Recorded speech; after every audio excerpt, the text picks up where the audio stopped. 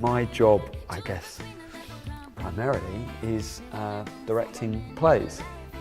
And, you know, I tend to work on existing plays rather than sort of devising or creating new work. So my job is, when I get a script, maybe it might be a script from a living writer, you know, it might be a brand new play, something just written, or it might be a very old play by a writer who's, you know, been 6 foot under for a long time. And my job is to kind of look at the script and lead the process, lead the creative process of how to put that script onto the stage. I really like working with the set designer before rehearsals start. A lot of people, when they think about the job of a director, they picture the director in rehearsals, in the rehearsal room working with the actors.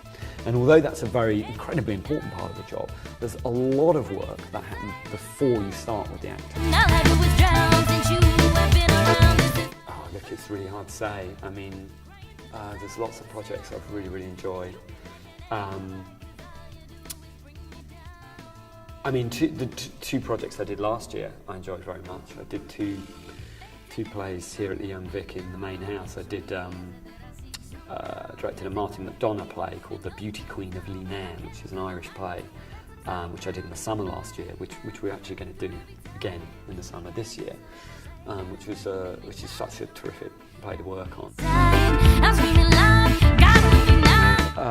Dealing with yourself, really. I mean, and maybe this, I guess this is true, of course, in any job, is that the more you work and the more you try to define yourself through your work, and blah, blah, the more you learn about yourself, and especially when you're directing as well, sometimes, especially in the last stages, it's quite stressful, you know, it's exciting, there's a real buzz to it, but there's a bit of pressure as well, because you don't have much time, and you've got to work the show out, and you're sort of thinking, will this go well, or will this be a sort of catastrophic disaster? When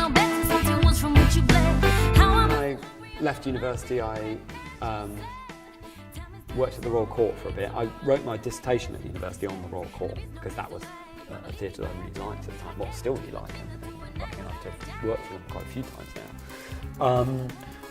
And I'm working with them again at the moment. And so I'd interviewed some people at the Royal Court, and then I went and gave them as a keen bean, went and gave them my dissertation, and sort of tried to get in there. So he wrote people letters and really got involved with anything I could that the theatre was doing.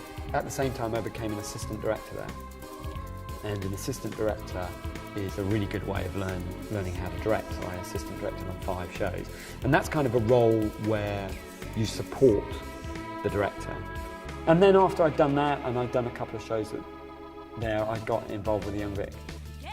And I've been at the Young Vic now for actually quite a long time, 4 or 5 years really.